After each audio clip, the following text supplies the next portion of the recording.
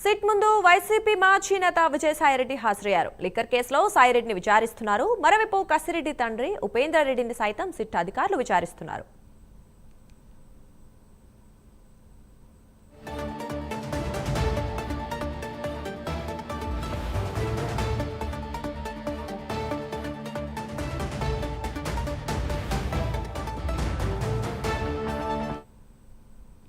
SIT ముందు YCP మాజీ నేత విజయసాయిరెడ్డి హాజరయ్యారు. లిక్కర్ కేసులో సాయిరెడ్డిని విచారిస్తున్నారు. మరోవైపు కసిరెడ్డి తండ్రి ఉపేందర్ రెడ్డిని సైతం సిట్ అధికారులు విచారిస్తున్నారు.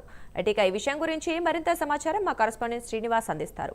శ్రీనివాస్, చెప్పండి, అంటే విజయసాయిరెడ్డి అయితే హాజరైనట్లుగా తెలుస్తోంది. అంటే ఆయనని ఎలాంటి క్వశ్చన్స్ అడిగే అవకాశం ఉంది? సో ఉపేందర్ రెడ్డిని కూడా వాళ్ళు ఎలాంటి క్వశ్చన్స్ అడుగుతారు? ఎలాంటి సమాచారం వస్తుంది అనుకుంటున్నారు ఇప్పుడు? Thank you Durga. వైసీపీ మాజీ నేత మాజీ ఎంపీ విజయసాయిరెడ్డి కొద్దిసేపటి క్రితమే విజయవాడ టీపీ కార్యాలయం చేరుకున్నారు. విజయవాడ టీపీ కార్యాలయంలో అయితే ఈ మద్యం కుంభకోణంపై చేసిన సిట్ అధికారుల ముందు కూడా విజయసాయిరెడ్డి హాజరయ్యారు. కొద్దిసేపటి క్రితం ఆయన సిట్ కార్యాలయం చేరుకున్నారు. అయితే ప్రధానంగా చూస్తే సిట్టు ఏదైతే ఉందో సిట్టు ప్రధాన అధికారిగా సిపి రాజశేఖర్ బాబు దీనికి దర్యాప్తు బృందంగా హెడ్ గా ఉన్నారు. దాని తర్వాత కూడా ఐపీఎస్ అధికారి ఎల్ సుబ్బరాయుడు, అలాగే ఇద్దరు అడిషనల్ సిపిలు, ఇద్దరు సిఐల ఆధ్వర్యంలో కూడా సిట్టు బృందాన్ని ఏర్పాటు చేశారు.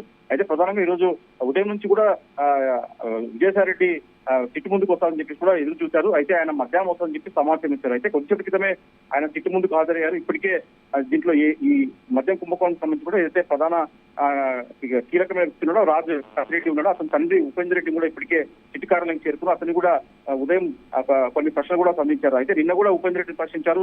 అతని నుంచి సరైన సమాధానం రాలేదు. అయితే ఇప్పుడు కీలకంగా ఏదైతే ఉన్నారో ఈ కేసులో మటుకు విజయసాయిరెడ్డి నోటీస్ ఇచ్చారు. విజయసాయిరెడ్డి కొద్దిసేపటి క్రితమే ఆయన సిట్ అధికారుల ముందు హాజరయ్యారు. అయితే ప్రధానంగా ఏదైతే గత ప్రభుత్వ హయాంలో వైసీపీ ప్రభుత్వం హయాంలో ప్రభుత్వ మద్యం దుకాణాల పేరుతో కూడా పెద్ద ఎత్తున కూడా 5 ఏళ్ల పాటు కూడా పెద్ద ఎత్తున కూడా వివిధ బ్రాండ్ల పేరుతో కూడా మద్యం మాఫియా నడిచింది. ఈ మద్యం ప్రభుత్వ దుకాణాల ద్వారా కూడా పెద్ద ఎత్తున కూడా మద్యం చీప్ లిక్కర్ తో పాటు ఇతర బ్రాండ్ల పేరు కూడా పెద్ద ఎత్తున విక్రయం జరిగింది.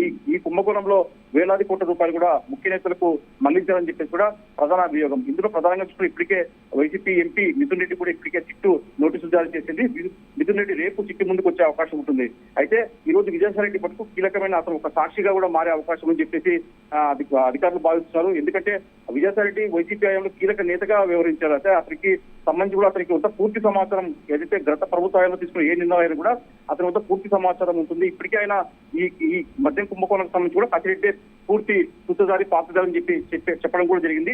దానికి సంబంధించి కూడా అయితే మద్యం కుంభకోణం సంబంధించి గతంలో ఎలాంటి అమ్మకాలు ఎలా చేశారు, ఎక్కడి నుంచి లిక్కర్లు తరలించారు, లిక్కర్ అసలుకి ఎక్కడ అంటే ఏ ఫ్యాక్టరీలో లిక్కర్ తయారు చేశారు, ఎక్కడి నుంచి వచ్చింది, ఎంత సరుకు వచ్చింది, ఎన్ని కోట్ల రూపాయలు లిక్కర్ తయారు చేశారు, దీనికంతా ఎలా విక్రయాలు చేశారు, దీనికి ప్రధానంగా ఎవరెవరు సూత్రధారులు ఎవరెవరు దీంట్లో పాత్రలు ఉన్నారని చెప్పేసి కూడా ఆ విజయసాయిరెడ్డి ద్వారా కూడా పూర్తి సమాచారం సేకరించే పనిలో సిట్ అధికారులు ఉన్నారు. సిట్ అధికారి ఇప్పటికే సిట్టు దర్యాప్తు అధికారి రాజశేఖర్ బాబు ఆధ్వర్యంలో కొన్ని ప్రత్యేకంగా ప్రశ్నలు కూడా రెడీ చేస్తారు.